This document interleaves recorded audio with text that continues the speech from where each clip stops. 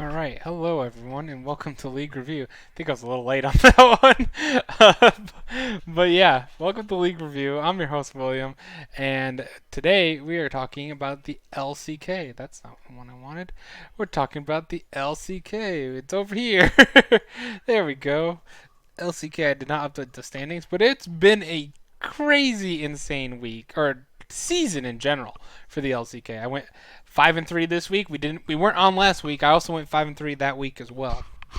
Uh, yeah, we weren't on because of the work being late, late for work. I'm late for the podcast. I'm late for work. I'm late for everything in life, to be honest. Got to double check real quick that Streamlabs is picking up my mic. It is good. It's still not giving me my chat, and I hate it forever.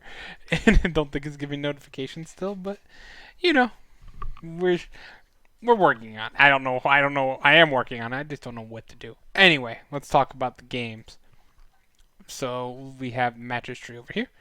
It was a crazy week, and let's just real quick the standings. SKT, my God, first place, 10-5, tied for fourth as well. So it's not. It is first as in like tiebreaker stuff, but like, damn, it is intense. As first place is at 10-5, second place is at 10-5, third place at 10-5, fourth place at 10-5.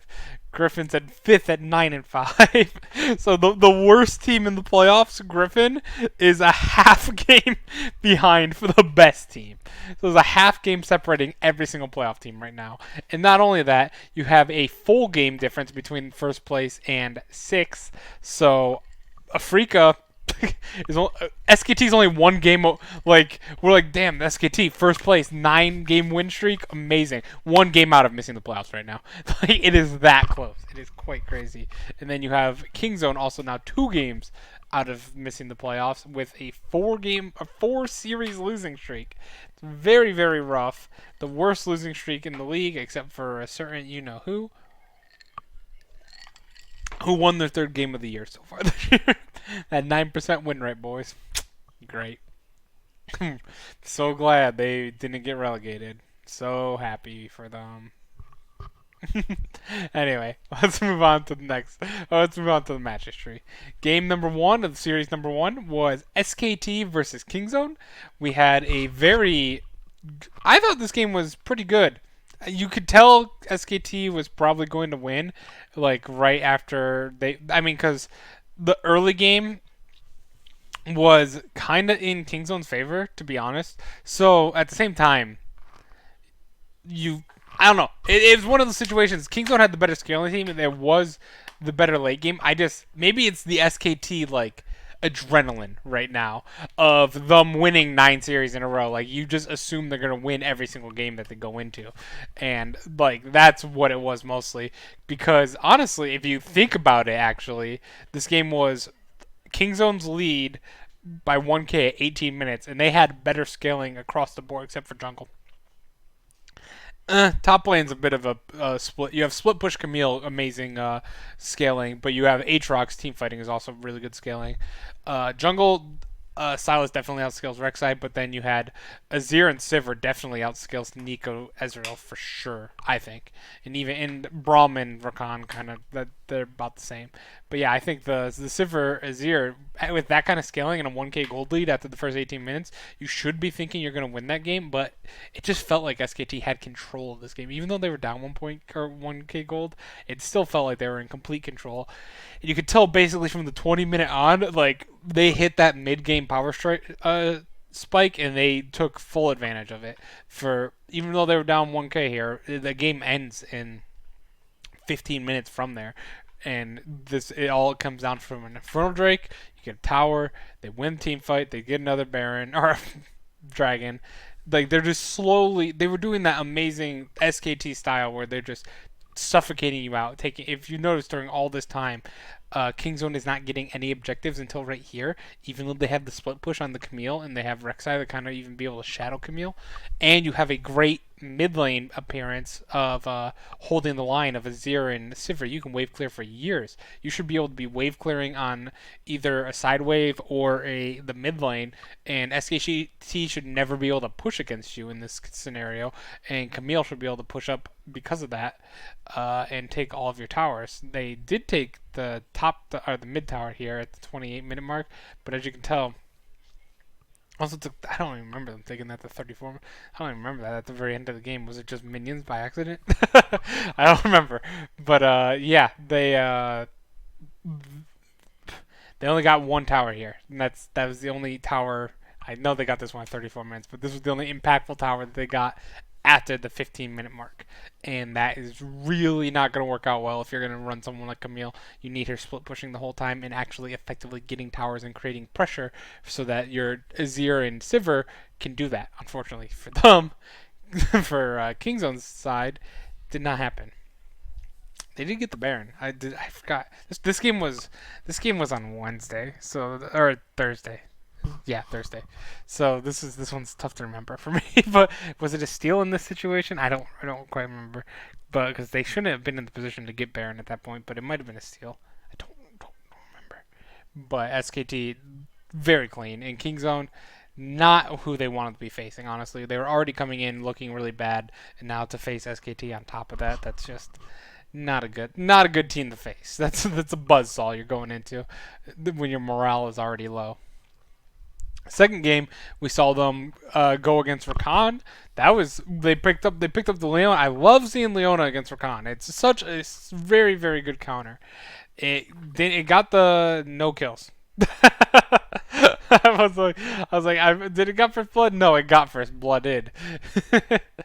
We got no kills in the bot lane, sadly, for the game, and all the kills in the bot lane were on against Kingzone, which is unfortunate because if you don't get any kills with Leona, she's really, really, really useless in the late game. She already falls off. People don't realize she's one of the few like CC champions that falls off really hard if you don't get your ADC snowball ahead, just because she brings zero utility and she brings no escape. She brings three forms of CC, sure, but which is good for picks, but she brings no utility to keep your ADC alive, and she plays really bad from behind because she goes in and gets instantly bursted because she's just not tanky enough, and she can't escape that burst anyway, outside of her stopwatch. But yeah, that's did not work out. SKT got the early two ocean drakes the time plates. By the time the first tower was destroyed, there was two ocean drakes. It's just absolutely. Why is that like right there? 15-24, and it's like sitting there barely. It's like right next to 14. I don't get how these graphs work anymore. I guess I never paid close attention to them in that sense of the exact time, but yeah, this was two ocean drakes basically by first tower by the time turret plates were falling. That provides so much extra mana for poke for Silas with his chains. And I know Silas doesn't have tons of poke, but that constantly being able to use the chains is nice.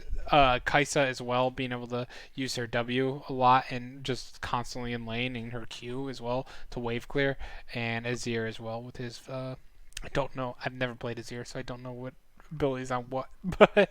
But yeah, he was able to just freely wave clear without having to worry about mana whatsoever. Plus, they can avoid the poke of Vel'Koz. Pretty much the entire game, Vel'Koz kind of became useless. And as we can tell, even though Kingzone was hanging in there for a bit once the late game, SKT basically showed how to use the Azir properly. And with the Azir, they closed out the late game very cleanly. And it's Faker on Azir, so it's also that. And to be fair, I didn't realize how much I knew Khan was fed and Rascal just because Rascal had a very rough Vlad game. And Vlad has a tough situation against Silas. That Silas takes his ult and uses it basically better than him, so that is also unfortunate. I didn't realize Rascal or Khan had did that much extra damage. I thought Faker was kind of carrying that game as well without the kills, but like Faker seemed to be doing really well with his Azir. Afrika versus Damn One Gaming. This game was a hell of a game. This is all pretty much Afrika, but there's quite a few dips here, like an instant 1k gold lead to a 200 gold lead, instant 1k gold lead to a 400 gold deficit, 2k gold lead. It never got past 2k, so like it looks like heavy dips. No one ever had more than a 2.1k gold lead at any point in this game. So this game was pretty much neck and neck the whole way through. As you can tell, tons of fighting especially for a Korean game. 15 to 15 is something we usually do not see too often.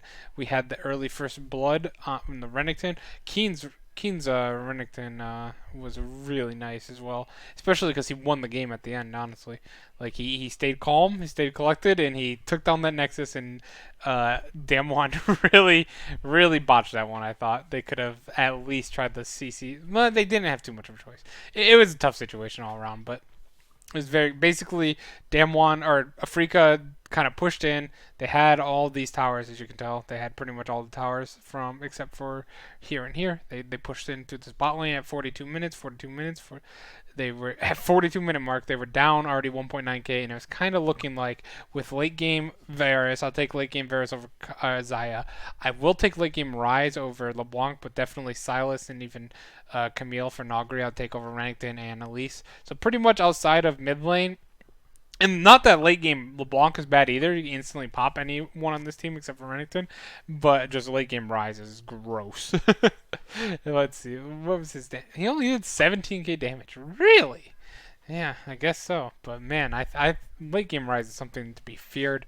But yeah, they made this final push right after Elder Drake had ended on Damwon's side, and they had lost the Baron as well on Afrika's side. So it was just neutral at that point. It was pretty much they were down 1.9k gold, but they probably felt they were even in the lead because they had full control of the map still.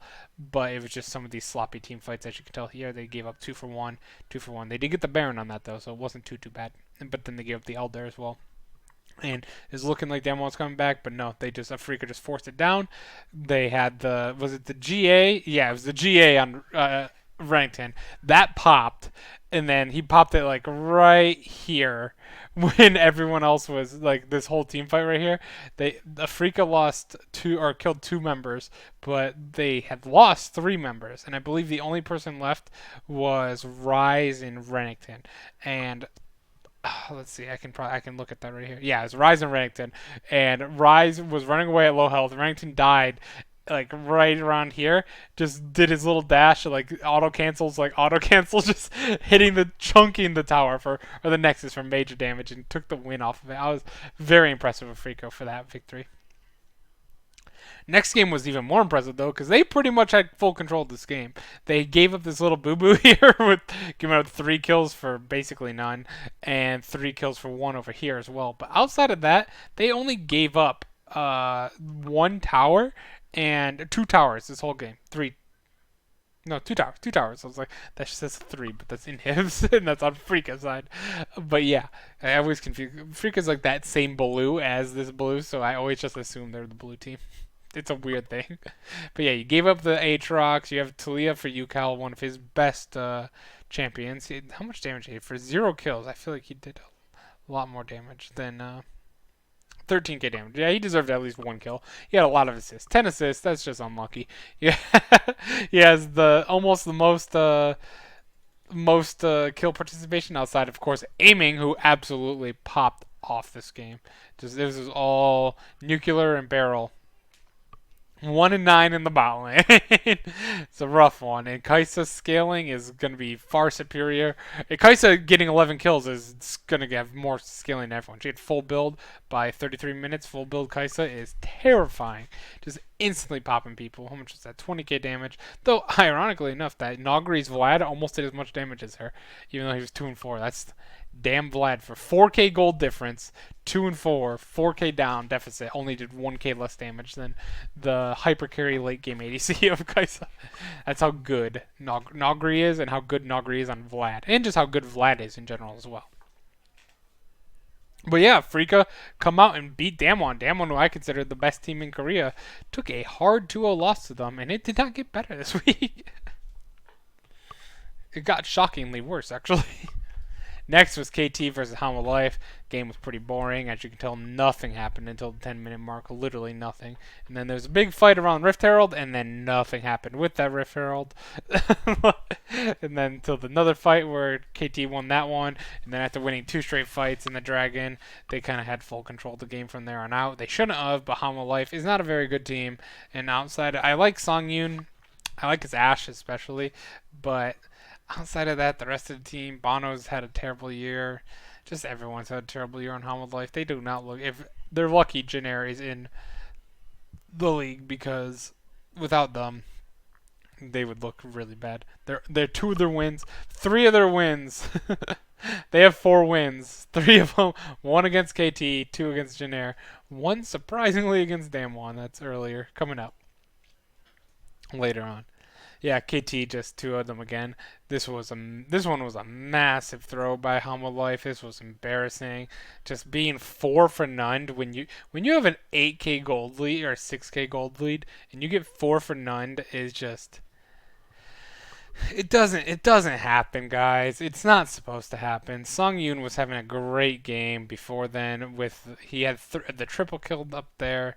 That was nice. It was only 3 kills, but it felt like even before that they were getting a lot of kills on Kingin in the top lane early. So we were getting the Aatrox and Elise hyperfed. Both of them do massive amounts of damage if they get scaling quickly. They did have a little hiccup there, and they were giving away the dragons. They had no Bono had a really poor jungle control compared to score this entire game. They only got 1 dragon, even though they were in a sizable lead. They were up 3k at 12 minutes, so they could have pretty much put this away. Got that Baron, did nothing with it except get aced. Essentially, they only surviving member was Tempt, and Zoe's not going to be able to split push. She's not a good split pusher. So yeah, it's just they got the Baron again, but they gave the Elder for it. Just instantly lost from there because they lost from that team fight. From that point on, they only killed 2 more people, and from that point on, they also lost 6 more and just lost the game. KT 2-0'd them. Lots of fighting was all around there. That was that early game fight with with Ashe getting that triple kill. That was one of those 2 fights up there. Was there 2 or 3 fights up there? I think it was 2. These were the 3 Ashe kills right here. But then this was the final kills at the end for KT to win. Just disgusting. Very, very poor throw by Hama Life. Next was Griffin versus Sandbox, and this game was actually kind of important at the time because if Griffin won, there was going to be a 5-way tie, I believe, for first place at the moment. And Griffin won the very first game with a pretty solid gangplank performance by Doran. And Tarzan had also, Chovy on his signature Akali, very good. Viper on the Ashe. We're going back to this Ashe Tom Kench top bot lane. I don't necessarily think this is as good as it was in Spring Split because I just don't think Ashe is. I don't think you need as much utility on the ADC as you need just raw damage at the moment. But Ashe still did 19k damage, and Viper played it really well.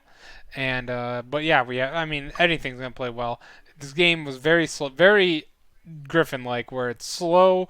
They give up 3 kills for 1 and an Infernal, so it wasn't looking good at that point, but they were still only down about 1k gold until the 20-minute mark where they instantly turned it on. 4 kills for none, instantly take the Baron off of that.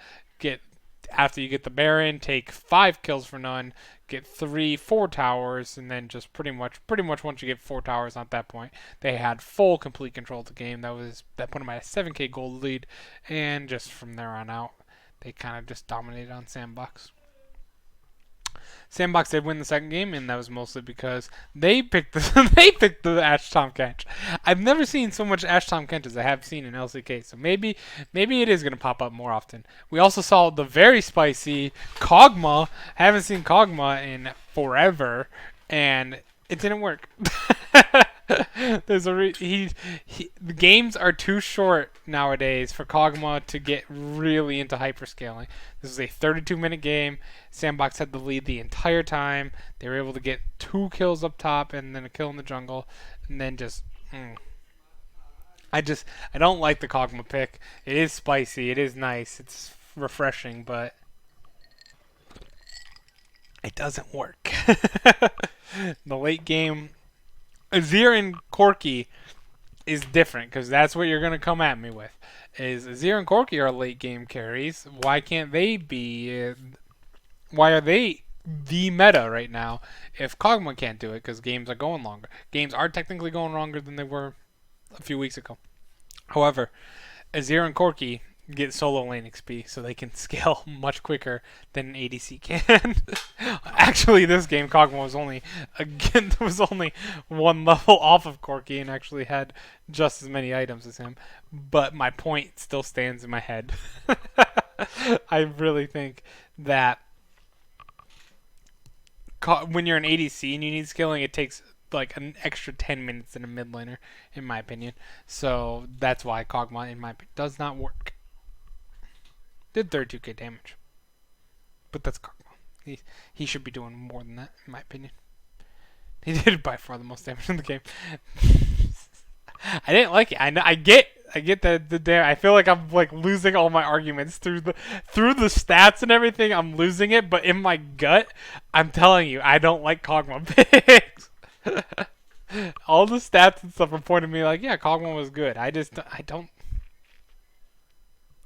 like it, especially against Ashe Tom. Maybe Kog'Maw with Tom Kench isn't bad because he can save you, but you didn't have Tom Kench. You had Braum. If Ashe lands that arrow on Kog'Maw, you're just instantly gonna die. And if you're doing a protect the Kog'Maw comp, you're just gonna lose your guy. You also have Azir to dive in, Zinzao the point and click dive in, Aatrox can dive in. There's so much dive on this team comp for Kog'Maw. It's not gonna work. It did damage, but I don't. There was a reason they lost, and it might not have only been the Kog'Maw. It might have been the top lane getting fed early on and stuff like that. But the Kog'Maw definitely had a significant part in it. It's just the champion itself doesn't work at the moment. It's not its meta. It's not its time. Game number 3, Griffin went back to tried and true Zaya and went 6-0. And Ghost and Joker did not get a single kill participation in this entire game. They went 0-5, didn't help at all. Chovy also on the Aurelia, one of his better champions, as well as Doran showing how Aatrox is broken as can be still. Just very good. This game, again, this is Griffin style. Not many team fights. A little skirmish here, a little skirmish here. No big deal. But once Griffin gets going, this was very good to see them win because this is what they needed. They need to play their style, which is a slower style. So the meta getting a little bit slower makes sense for them because instantly once it turns to that mid game to late game section, their team fighting is disgusting. They just have an issue if they let teams snowball on them a little too much and get it out of control. I ate some ice by accident there. Let's talk about the amazing Jin Air game. We're going to pull a clip because I showed my friend before I finished watching this. Fly. We're going to pull a clip. Jin Air wins this game, by the way. So, here you go.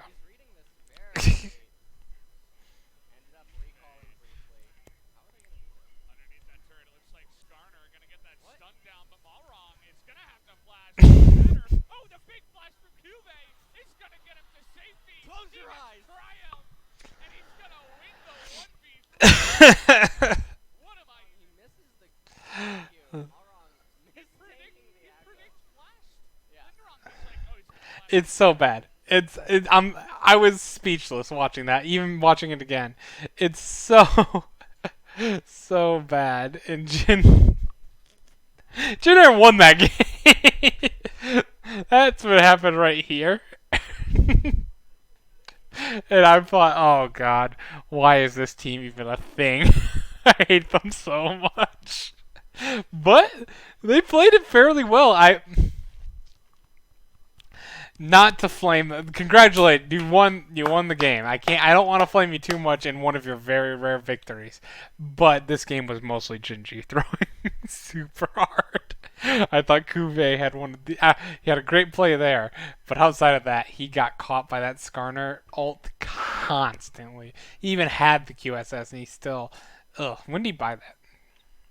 Let's find out. He bought it at 30 minutes, so he didn't have it until about right here. And that's was that where he died like right around here in the mid lane, or was that uh no, because that one was right there. That one was an amazing snipe by Yumi. Like max range. Yumi sitting like right here and gets the little curve all the way to last hit with that Majai's. Yumi with Majai's is disgusting. I'm telling you, Yumi Swain is going to be meta at some point. Where me and my friend, who is very low elo, we are 5-0 with that situation, with that going.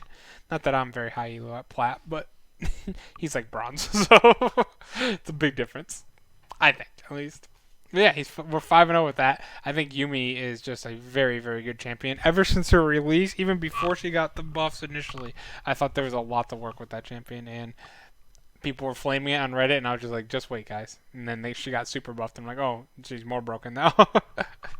Yeah, but Yumi Lucian is, again, we've talked about this before, one of the great bot lanes. And that it's so Yumi Lucian, you gave and Aatrox, those are all three major meta picks, and Azir is very meta as well. You gave Jin 4 meta picks and a Skarner to bring the CC, to mix it all together, and they could finally win a game.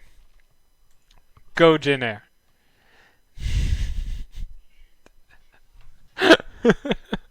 And then they tried to get a little too spicy. They're like, oh, the meta's working for us. Let's pick Tristana mid. Then, oh, what else is meta? And then that's when the coach's like notebook accidentally went to the first page by accident from Spring Split. It was like, oh, how about Victor bot lane? That's a good one. Nope. Tristana in the mid lane. No, no, dead. Just full control went over to Vigar. The scaling champion of Vigar is getting massively ahead early. Add in Infernal so he gets even more AP on top of his already absurd ratios. And just the whole way through, we're just watching this as Genji, Genji just dominated Jin. Jin did 19k damage. Yeah. Zaya did 17.2k damage by herself. She almost did as much damage as the entire team combined. That solid 1.4k by Tom Kench, and then 3.6k damage from your spicy Tristana pick. It's supposed to be a lane bully. It's a very safe lane, but it also bullies out the lane. You only did 3k damage. You went too complex, Janair. You weren't ready for that. So then they go back to Azir. Good. Zyrakan, I like that. Malorang on the Trundle, it's one of his signature picks. Linderong also on Nico. He also gave over the Aatrox. Spicy Echo from Fly. I was not expecting that. Didn't do much. He got the kills much later in the game, but he held his own against Grace, and that's kind of what you have to do against Azir. As long as you hold your own, you're going to be able to push him in probably. Ruler, major step up. 0-5 bot lane for Jin. Only one kill the entire game. That was on Malrong. Unfortunately for Jin, that also happened at the 27-minute mark. And it's kind of game was over by that point. This was an 17k gold lead. Just Ruler dominate. How many items ahead? He was 6k gold ahead of Root. And they also had a 5k gold lead in the top lane. That was over. He got Flame Horizoned by Roach. Roach Flame Horizon Linderong. Jin. This is the most discussion I've ever given on a Jin match history, but that is because they won a game. So congrats to them. This is water. Cheers. Afrika versus SKT. Afrika, I thought, looked okay against them. They looked pretty good for a team like SKT who's been dominating every single team. What is it? Griffin is the only team to beat them in the last 9 games?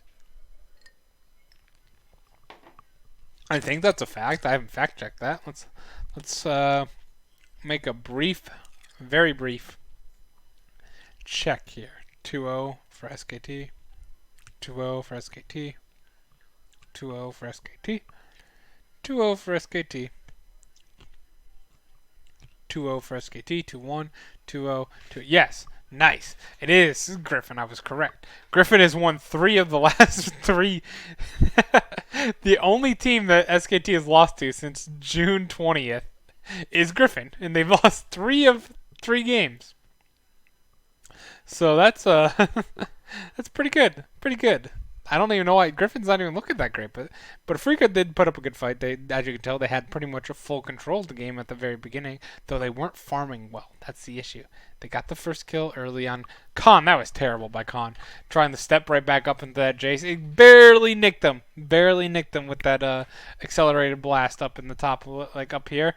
they Jace went in, Khan went down to like 10% HP. Khan then re-engaged with that 10% HP to try and get his ult and the stun on Jace. I got his logic, but he didn't actually get the stun. Jace kind of kited around the edge of the zone, so the stun never landed, and then he just accelerated blast, got him on the foot with that, and gave up first blood. But after that, Khan was great. That was the only time he would die in this game, and he went 6-1 with solid 15k damage. I was always my damage. I feel like my damage that I see is always off. Like I'm not a good judge of damage in a game, I guess. With certain champs, especially Corki. Let me see how much Corki did. Yep, 18k. I would have assumed it would have been the most because Jace did all that damage early, so you kind of forget about it later on. Where Corki is the one doing all the damage late game. Yukao, I felt like was keeping him alive in this game, and then it just wasn't enough because SKT cannot be stopped right now. They are gods. Top 5 team in the world, I would say now. I would put them back up to top 5.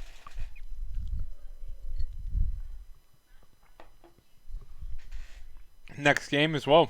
SKT or Afrika started out great until it wasn't. It was up until that Baron, where wasn't Afrika the one that started that Baron and just did not work out.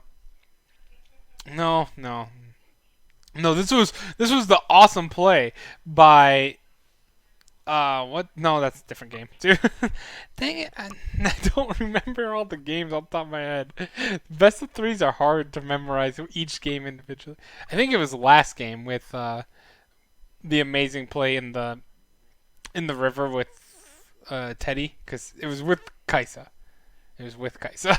That's all I remember. It's like Kaisa right around here teleported or ulted Zonyed, bought enough time for Kennen and Azir. So it had to have been last game. I can't remember. It was a great play. It was a great play. It was a nice bait. Everything worked out, and they got the Baron immediately after that. But this game, however, Khan went 6-3. Very good. Aatrox still massively broken champion. I'm expecting nerfs before. I'm hoping there's nerfs before Worlds, or we're gonna have 100% pick rate Aatrox at Worlds for 2 years in a row. Urgot got killed, so Aatrox needs to be nerfed a little bit. Maybe not killed, but just nerfed a little. Faker on the Karma, snooze fest, but did good. Teddy on the. I always love seeing Varus in pro play. I just love Varus as a champion. I think he's a very solid champion. And yeah, as you can tell, SKT, whoop, 12k gold lead at the end, the 11k gold lead, doesn't matter. Either way, they won that game. Now for the upset of the week, in over all leagues, I would say. Hama Life goes in and beats Damwon Gaming 2-0. 2-0. Like, what? They get the early first blood in the mid lane at 2:33. Get a double kill on it as well because it's Jarvan early facing the crappiness of Azir, Corki, and Karthus. 3 champions that are terrible. Jarvan's on this side though, so he's gonna win. Bono finally pulled together a great game. Sonyon up top also got that instant kill on that Jace. Nogri's Jace this was a famine game from Nogri's Feast or Famine style. Complete famine of a game, unfortunately for them. And yeah, it's just triple kill at the Baron. It was really, really good for them. Not triple kill at the Baron, triple kills at the end of the game. This was 4 kills as a team at the Baron, and just like not nuke. Just a very poor performance by Damwon. Like especially coming off of a loss, I'm worried. I don't want to say they're doomed or anything like that because they're tied for first place, right? Yeah, they're tied for first place still. Woo!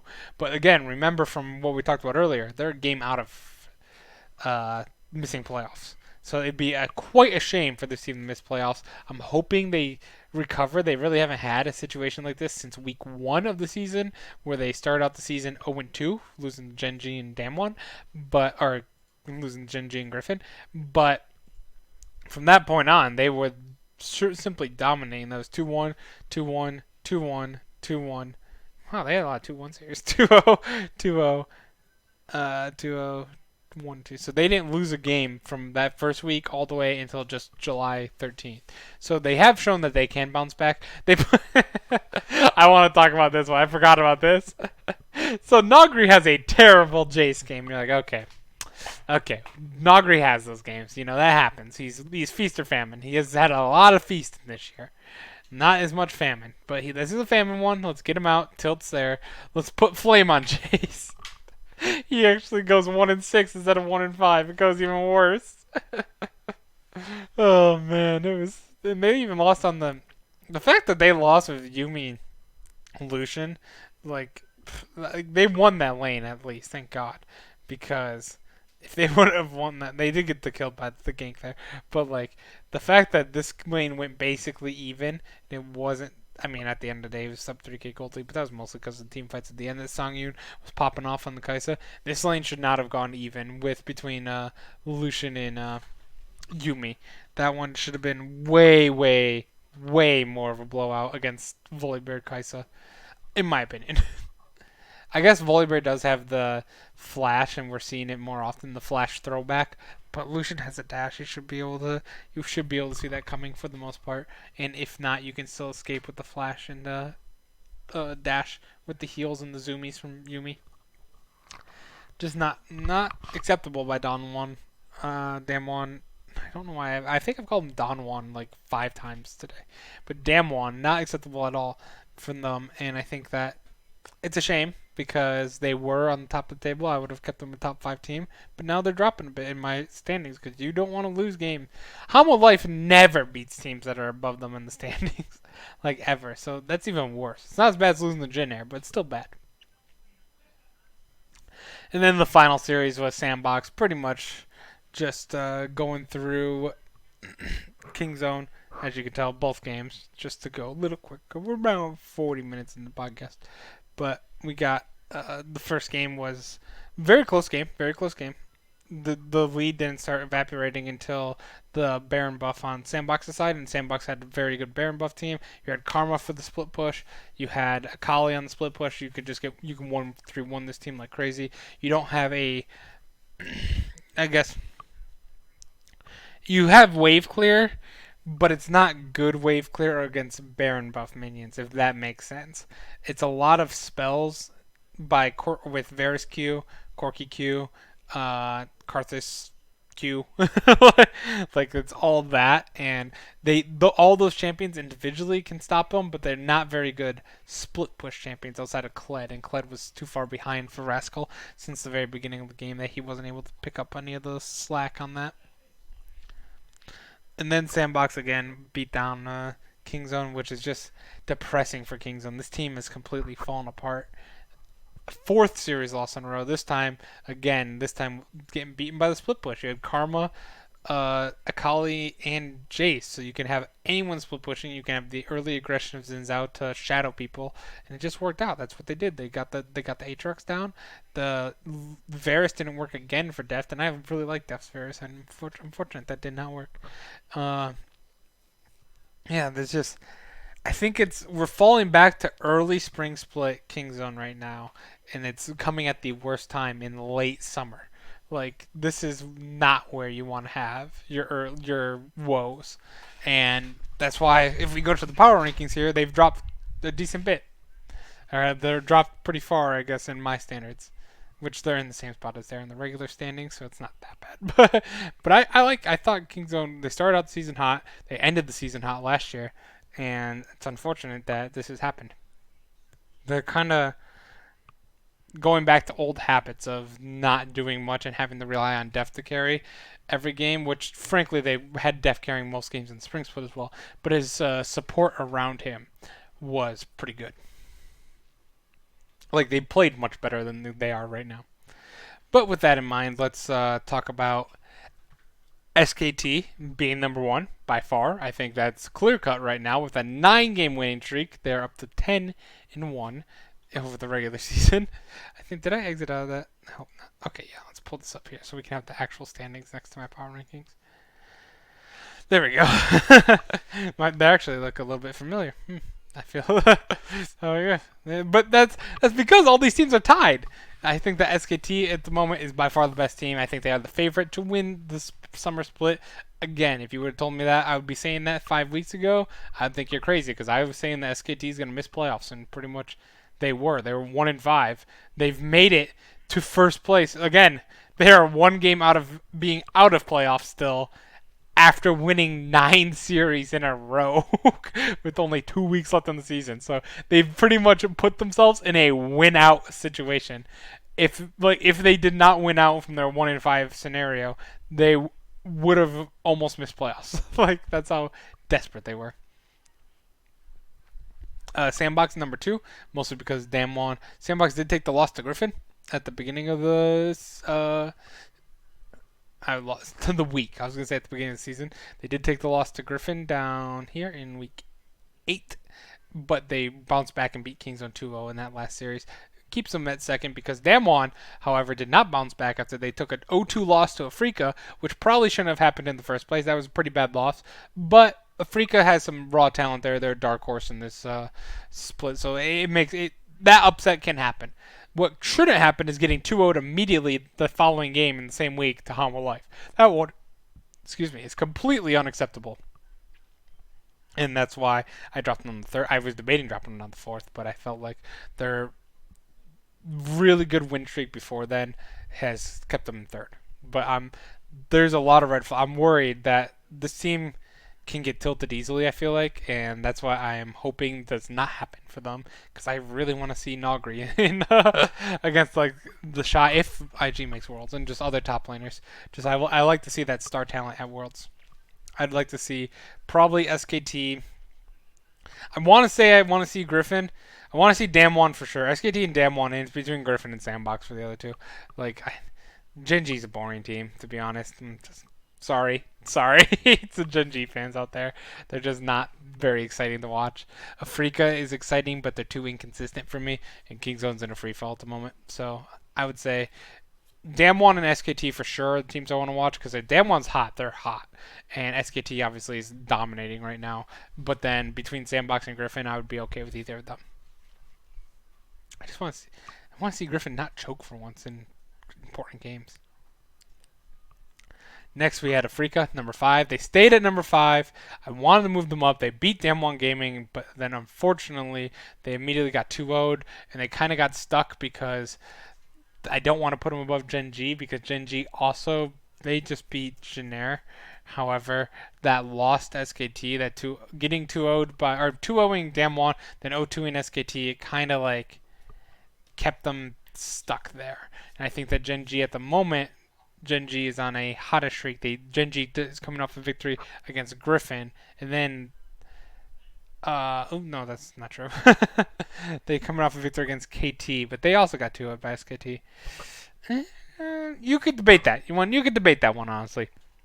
Now that I'm like looking back at it, like let's put Afrika up. Let's move Afrika up and move Gen G down. I think mostly in my head is just that they're very even. Like this is like a 51-49 type situation here for 4th and 5th. I think they're very close. But I want to move Afrika up because in my head, going over that just now, and then I'm sitting there thinking to myself, who has a better chance against SKT? I know they both got 2-0'd very recently in the last 2 weeks, but I give Afrika more on the talent and the ability to get things done more so than shoot, I'm totally blanking on my thought process. I just believe Afrika has more high. They have lower lows than Gen G, but they have higher highs, and that's why I want to put them at 4 because they have a better chance to succeed. Or Gen G is going to be more consistent, but that consistent doesn't get you championships. Or it does, but consistent at average play doesn't get you championships. Let me rephrase that. Consistency definitely gets you championships if you're SKT for Korea and Liquid for NA, G2. Well, G2 is I wouldn't call them consistent. Just crazy. And just overpowering. Next, we had Griffin at number 6. I think they've moved up. Kingzone obviously has to drop. Griffin taking down Sandbox is very solid for them. They won their only game this week. I think they're still shaky, though. They beat Sandbox, but they still are shaky for me. While Kingzone just dropped the 7th. I want to put them lower, but I can't because right immediately after them is KT at 4-10. That's a 4-game gap. You're not going to make that up pretty much for the rest of the year. These three are going to be the bottom 3 teams. And Hanwha Life, I wanted to move up so bad because they beat Damwon Game. That's a massive upset. You got to move up for that. The same week they lost 2-0 to KT, so I can't, in good consciousness, put them up above KT when KT literally beat them this week 2-0. Like, it's unfortunate for Hanwha, but they got to stick at 9. Jin sticking at 10 for the rest of the year, even if they win out. I don't care. I hate them. I have an irrational hate for Jin. They're KT, Kingzone, Griffin. If they go 3-0, I'll move them up to 8th. How about that? It's as far as they get. They won't go 3-0. They won't even win 3 games in the next 3. I'll bet you that. Bet you any amount of money on that one. So, talking about that, though, let's go over predictions for week number 9. First game, Kingzone, 4-game losing streak, the second longest losing streak in the LCK, going against Jin 15-game losing streak, the longest losing streak in LCK. Does this mean the Jin is facing an opponent at the right time? Possibly. Don't believe it's enough though. They won that game against Gen G, but did you see that play? That play is not going to win you many games. Gen G really threw that game, and it's all about Kingzone finally recovering after a 4-game losing streak, a 4-series losing streak. They haven't won a series match since Hanwha Life on July 18th. And then the series before that, they actually beat Damwon. So like that had put them actually at a 3-game winning streak, but it's just been downhill since then. And hopefully this gives them a little bit chance to recover. They're not out of it. They're 2 games back with 3 games to go. They need some help, but if they got to win out from here on out. And Jin is the team you want to face if you want to win out. It's a free win. They're facing KT. They have KT and Jin. It's very possible. Their only struggle will be against Griffin. And Griffin is struggling right now, so it's fairly possible Kingzone still slides into the playoffs here. It's definitely they have the schedule to do it. KT versus Damwon. Again, another great Damwon getting 0-4'd last week. This is a fantastic game against KT. They're also one of the worst teams, being relegated last year, coming back in only a half game away from being relegated again. This KT, it's such a disappointing team. Damwon 2-0 in there. Sandbox, I actually think, take from Afrika 2-1. I just think Sandbox has more consistency than Afrika. I really like. I was gonna say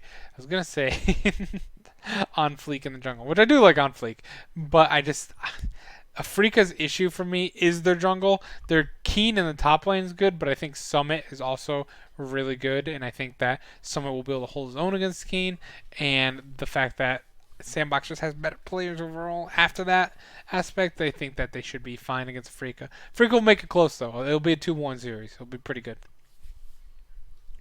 Gen G, I have taken down Griffin because Griffin's strength is also Gen G's strength.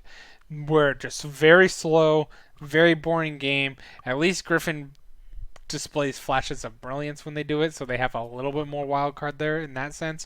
But they're very slow team fight teams, like force team fights, win team fights through skill and macro, and setting them up so you can always win a team fight. However, Gen G also does that, and I think that because of that, they're actually slightly better at it right now than Griffin is, and Genji's kind of almost in full gauntlet mode right now, as we like to say. So I actually think that Griffin will struggle using that type of strategy because Genji also plays a very strong macro game, in the fact that in the sense that they won't fall for those baits and those traps that Griffin uses to succeed in their team fights. I think he'll still be a 2-1 because again, Griffin might be able to get. It's going to be whoever, pretty much whoever wins the first big team fight in any of these games is going to win the game, and then the series eventually. I don't think either of these teams has a lot of big comeback potential in them in a game. They're pretty much out of it. Whoever takes the first one has full control of the game because the other teams aren't spicy enough to force many mistakes. SKT versus Hanwha Life. Hanwha Life coming off a big high, taking down Damwon Gaming. They will not stop SKT. That was a fluke. It was a major fluke against Damwon Gaming. This one is going to be all SKT all day for their 10th series in a row. Fantastic comeback for SKT. Super excited. I like SKT quite a bit. KT, they take down Jin Air. I will never pick Jin Air to win even a game anymore. 2-0. Griffin, until they start showing me any sign of life. Griffin 2-1 against Kingzone. I think that Kingzone, unfortunately, they need to win this game. They'll be desperate, but so is Griffin. Every team in the top 7 is desperate to win games. So I think that Kingzone will make those mistakes that Genji will not make against Griffin, and Kingzone will be sloppy about it. They do have depth to try and carry them through it, but I don't think the rest of the team. I think the rest of the team will make the mistakes and lose the team fights by not positioning properly, as that is currently their issue at the moment for a lot of their team fights. They're not positioned properly, and Def's getting blown up immediately. So Griffin will capitalize on that. 2-1, Def will pop off one game, but outside of that, Griffin should take the win. And with that, pretty much sink Kingzone's season. Finally, I think Afrika will be the wild card to Genji. Genji, again, very boring team. Afrika, very spicy, crazy team. A lot of raw talent. That's why as well I should probably put Afrika fourth in the first place, because I did have them beating Genji this week 2-1. They'll get smothered and they'll feed too hard in one game, and Genji will be able to take that because of it. But outside of that, I think that Genji's boringness, they won't be prepared, or their macro skills won't be able to.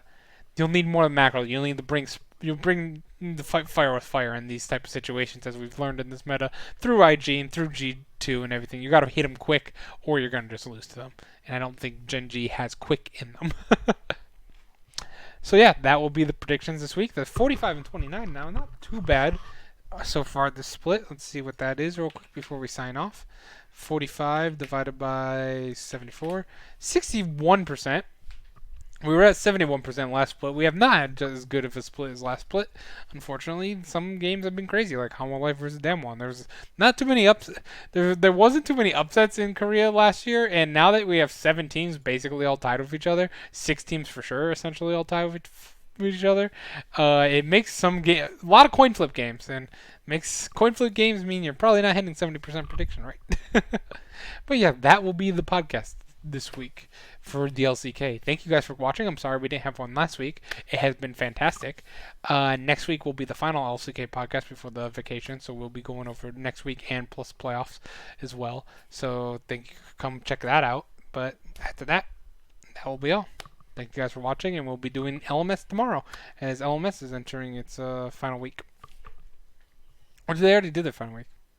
I gotta go back and check. I think we still have one more week. Anyway, good night, guys. We'll find out tomorrow. Good night.